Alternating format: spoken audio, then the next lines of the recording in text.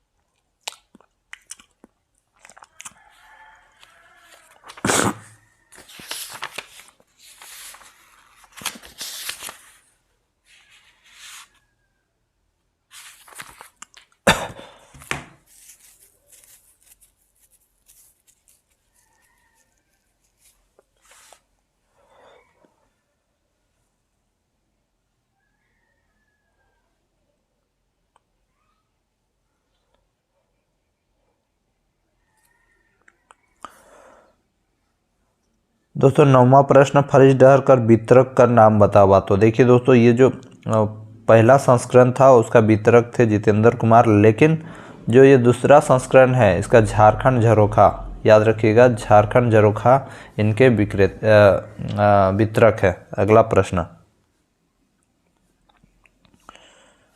अगला प्रश्न, राजन कुमार की काम करहत। राजन कुमार जो थे वो किस काम कौन सा काम करते हैं, तो उनका इसका सही आंसर हो जाएगा ऑप्शन नंबर बी, अधिवक्ता का काम करते हैं। अगला प्रश्न, फरिश डहर केकर जयंती में निकलल है। तो फरिश डहर श्रीनिवास पानुरी जी के 81वीं यानी 81वीं जयंती में इसका प्रकाशित किया गया था। Option number A right answer. अगला प्रश्न, श्रीनिवास पानुरी की 81वीं जयंती में बहराइल है। अरे फरिश डहर, option number B right answer हो जाएगा। अगला प्रश्न, प्रकाशक के वाट से कौन लिखल है। प्रकाशक की तरफ से किसने लिखा है, तो राइट आंसर हो जाएगा यह है गिरिधारी गोस्वामी। अगला प्रश्न, फरिश डहर में भूमिका कौन लिखले है। फरिश डहर में भूमिका किसने लिखा है, तो इसका राइट आंसर हो जाएगा option number A Shivnath Pramanik. Option number A right answer. अगला प्रश्न, फरिश डहर के आँख खोलवा कहनी कहले हत। फरिश डहर को आँख खोलवा कहनी किसने कहा है, तो इसका राइट आंसर हो जाएगा Prahlad Chandra Das. Option number C right answer हो जाएगा। अगला प्रश्न,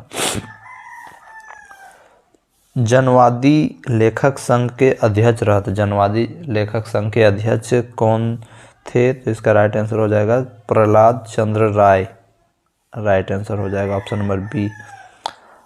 अगला प्रश्न देख ला दोस्तों, लाइक जरूर करें। फरिश डहर कर कहनी नरक के स्वर्ग बनावे क्षमता रखा है, यानी फरिश डहर का कहनी जो है ये नरक को यानी नर्क को स्वर्ग बनाने का क्षमता रखता है, ये कहले हत, यानी ये किसने कहा है, तो इसका राइट आंसर हो जाएगा कृष्ण चंद्र राय। राइट आंसर है। अगला प्रश्न, फरिश डहर में कई गो कहानी पावल जा है। अब बताइए फरिश डहर में कितनी कहानियाँ पाई जाती है, तो इसका राइट आंसर होगा दोस्तों फरिश डहर में टोटल 13 गो कहानी पाया जाता है। पहले का जो प्रथम संस्करण था उसमें 9 गो था, और ये सेकेंड द्वितीय चरण जब आया तो इसमें और 4 गो बढ़ा दिया गया, यानी 13 गो हो गया। ठीक है, याद रखिएगा।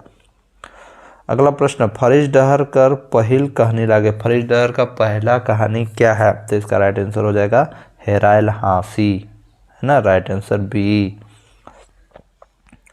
हेराइल हाँसी के सराहना करले हत, तो हेराइल हाँसी का किसने सराहना किया है, ठीक है, तो इसका राइट आंसर हो जाएगा दोस्तों हेराइल हाँसी का सराहना ए.के. झा ने किया है। Option number A right answer. अगला प्रश्न, विमल कौन कहानी का पात्र लागत। विमल किस कहानी का पात्र है, ठीक है, तो इसका राइट आंसर है ऑप्शन नंबर बी, यानी हेराइल हाँसी में विमल जी हैं।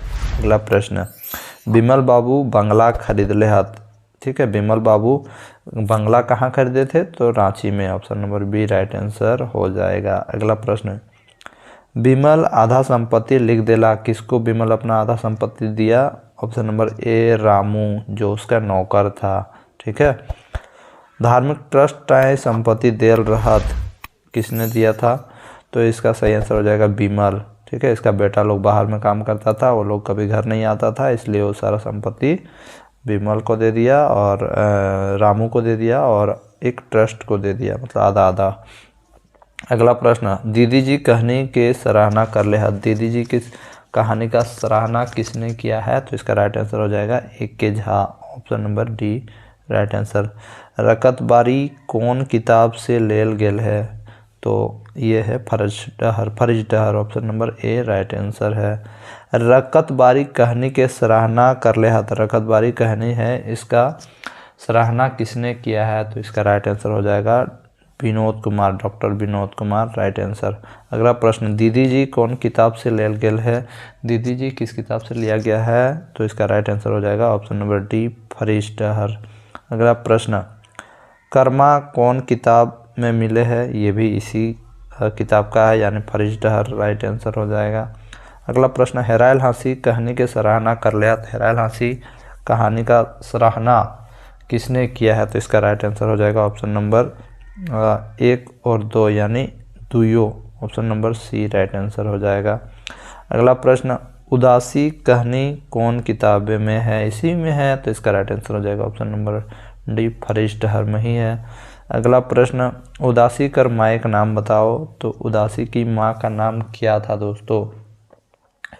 तो इसका राइट आंसर हो जाएगा ऑप्शन नंबर ए यानी सोमरी नाम था। अगला प्रश्न, उदासी के भाई का नाम बताओ। तो उदासी का भाई का नाम क्या था?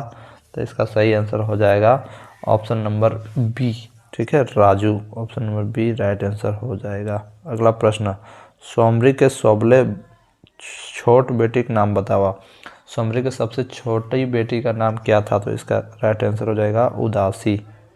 उदासी के छात्रवृत्ति मिले शुरू है गेल, ठीक है, तो उदासी को छात्रवृत्ति कहाँ मिलना शुरू हो गया? तो इसका राइट आंसर हो जाएगा मिडिल स्कूल में। जब वो पढ़ रही थी तो उसको स्कॉलरशिप भी मिलना स्टार्ट हो गया। अगला प्रश्न, उदासी कहने में डॉक्ट्रिन बनली कौन बनली? तो इसका सही आंसर हो जाएगा ऑप्शन नंबर ए उदासी, राइट आंसर। अगला प्रश्न, बोड़ाइल छुआ कहानी कौन किताब में मिले हैं? फरीश डहर, राइट आंसर हो जाएगा। अगला प्रश्न, राखल साव कौन कहानी में मिले हैं? ये राखल साव किस कहानी में मिलता है? तो इसका राइट आंसर हो जाएगा ऑप्शन नंबर बी यानी बोड़ाइल छुआ। अगला प्रश्न, राखाल साव कर बेटा का नाम लागे। राखाल साव के बेटा का नाम क्या है? तो राइट आंसर हो जाएगा मोतीलाल नाम है। अगला प्रश्न, 10वीं कर परीक्षा में कौन फेल है गेल? 10वीं की कक्षा में कौन फेल हो जाता है? तो राइट आंसर हो जाएगा मोतीलाल। अगला प्रश्न, फरिच से परासिक 3 पात लेल गेल है, ठीक है, तो इसका राइट आंसर क्या होगा? इसका राइट आंसर हो जाएगा बोड़ाइल छुआ में ये है, ठीक है। अगला प्रश्न, मनक बेथा कहानी लियल गया है। मनक बेथा कहानी जो है ये कहाँ से लिया गया है? ये भी फरीश डहर से ही है। अगला प्रश्न, चटिया कैसन रचना लगे? चटिया कैसा रचना है? तो ये क्या है? एक कहानी है। Option number B right answer हो जाएगा, है ना। फिर अगला प्रश्न, डायन कहानी लियल गेल है। तो डायन भी इसी से लिया गया है, तो इसका राइट आंसर हो जाएगा फरीश डहर। Option number A right answer है। अगला, मानान कैसन रचना लागे? तो माना एक कहानी है। ऑप्शन नंबर ए है राइट आंसर, है ना। अगला प्रश्न है, ये अंतिम प्रश्न है दोस्तों, 46वां, कर्मा कहानी कौन किताब से लियल गेल है? तो इसमें कौन सी बड़ी बात है? इसका राइट आंसर हो जाएगा ऑप्शन नंबर सी यानी फरीश डहर। तो फ्रेंड्स, ये जो 46 प्रश्न है आपका फरीश डहर जो आपका बुक है उससे रिलेटेड सारे प्रश्न हैं, और इन प्रश्नों को आप ज़रूर देखिएगा। आपका computer knowledge and Hindi typing में जो भी खोटा रखे हैं, यानी फरीश डहर JSSC के जिस सिलेबस में भी है उसमें ये प्रश्न बहुत ही इंपॉर्टेंट साबित होंगे और आपके एग्ज़ाम में 100% आएंगे। तो दोस्तों वीडियो को अधिक से अधिक शेयर करें और अपने दोस्तों को हमारे चैनल को सब्सक्राइब जरूर करवाएं। धन्यवाद फ्रेंड्स, मिलता हूँ नेक्स्ट वीडियो में, तब तक के लिए जय हिंद, वंदे मातरम।